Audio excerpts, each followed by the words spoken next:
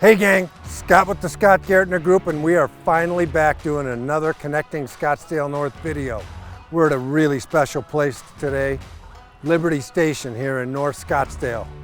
If you know about this place, you already know to love it, but if not, come on inside because you're going to learn a lot. It's more than you think. Come on in.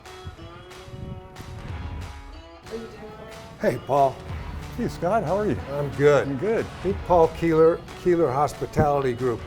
We're here in Liberty Station, very special place, and Paul's going to give us kind of a quick overview. I think the world thinks of, a lot of people think of Liberty Station as barbecue, and it is amazing, but it's a lot more than that.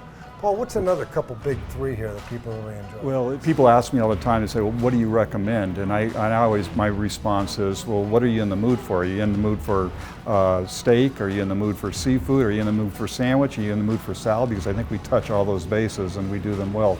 So one of the items would be that we're really proud of is we do a fish and chips with Boston cod. And people say it's the best fish and chips they've ever had. We want things to be the best.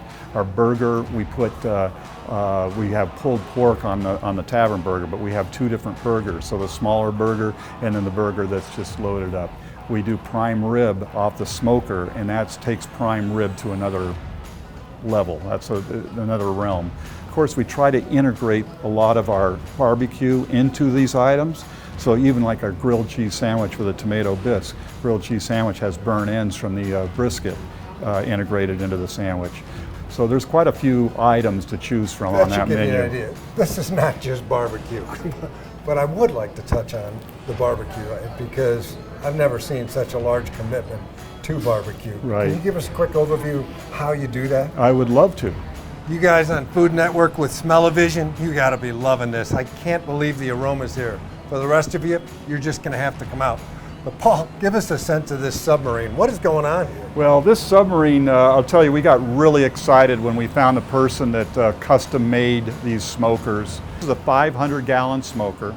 And what I like to say about barbecue, if you're going to make a commitment to go into barbecue, you better have the right equipment.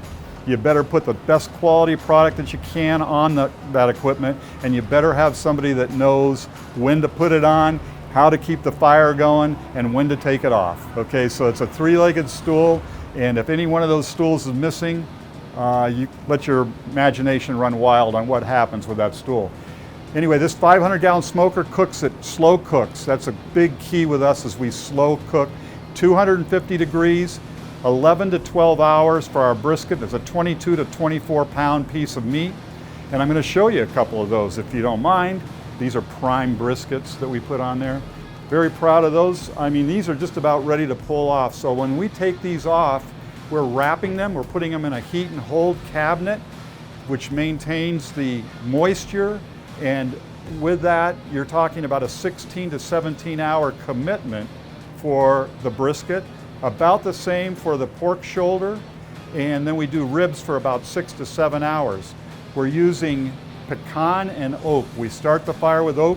The key is not a lot of wood, it's just keeping the wood at a consistent basis from a burning standpoint.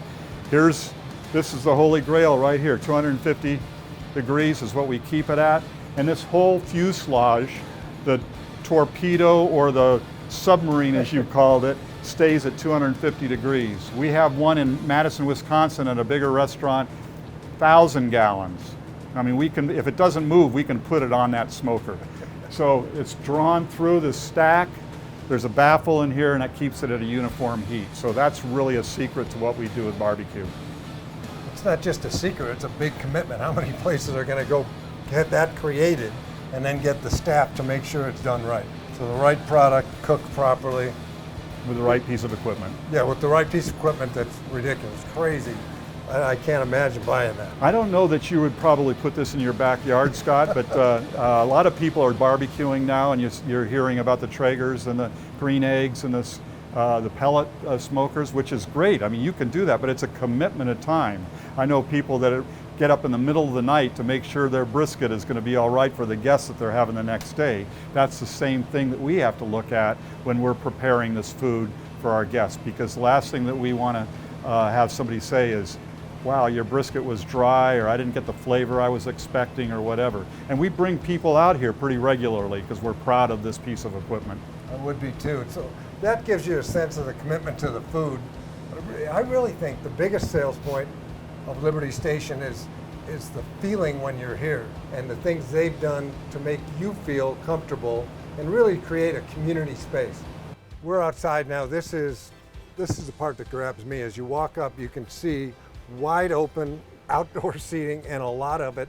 And then the bar is wide open. They open the gates on this thing. Honestly, this is the kind of place I look for so that I can, when I feel like doing something, I want to be inside and out. This is awesome. Well, I think you hit on two key words. We wanted to bring the outside in and the inside out. Make everything, a lot of times patios are somewhat sequestered or separate from the rest of the operation. Yep. You almost feel like when you're taken to the patio that you're not going to be a part of the energy and the atmosphere and the invitation to participate. So patios have been very popular for us. We have a lot of flexibility as far as the way we set up our tables. Community tables have been very popular, and in a country club type of setting like Terra Vita, people are already very socially driven. So it's not unusual for people to meet people for the first time in this environment and make friends. And once again, our goal is to make people feel like a regular their first visit. And the more people they can get to know, starting with our staff and one another, the more comfortable they're going to feel coming in. But if you'll notice, we have heaters up here to keep people warm in the winter, and we have these misters. I call them supersonic misters because they've got almost literally a jet engine component in it that blows cold air, and they also blow the water that comes out, but it dissipates before it hits the individual. So people aren't getting wet and ruining their hairdos. You wouldn't ruin your hairdo with this, Scott. Exactly. So it's an all year round type of environment. We get a lot of people that want to sit out here even in the summer when it's 100 plus degrees because of these misters. It drops at about 10 to 15 degrees. And honestly, that's a big deal any time of the year. And in the winter months, the mornings you're freezing, the afternoon it's hot, the evening it starts to cool down. This is really a place that fits that all. And Scottsdale North living, I think, is that. It is that outdoor, indoor feeling. You're not going to get a lot of rain, so you can take advantage of it. That's one of the biggest appeals to me for Liberty Station. Patios are very important to us in all of our restaurants. So that is where we first introduce the guest to who we are in that social type of environment. So people walking in get a feel right away for the energy of the restaurant. And part of that energy of the restaurant, just to mention, we talked about it earlier. I mean, one of the things that I hear about this place is the staff is unbelievable. People are like, well, they got lucky, they got a great staff. So I was asking Paul, is that just luck? Doesn't seem like that could be. No, that's actually intentional. Very intentional, and we say that the three A's that we really practice and profess are attitude, attitude, and attitude. You can't train attitude, so in our interviewing process, we really try to draw out the personality of the employee before we make them a team member, because we can train them in the different aspects of restaurant operations, whether it be tending bar, bussing tables, serving, working in the kitchen. But that attitude is so important to us. The best compliment we can get is, where did you find the people? So we start with the people. We start with our team members. That transcends into the way we take care of our guests, and then hopefully, if you have the right combination there, you might be profitable. Yeah. which is a good thing to do in a business environment, right? I hope that gives you a sense. These guys have their hearts where it should be on the staff and your experience, and then the food and your experience of it.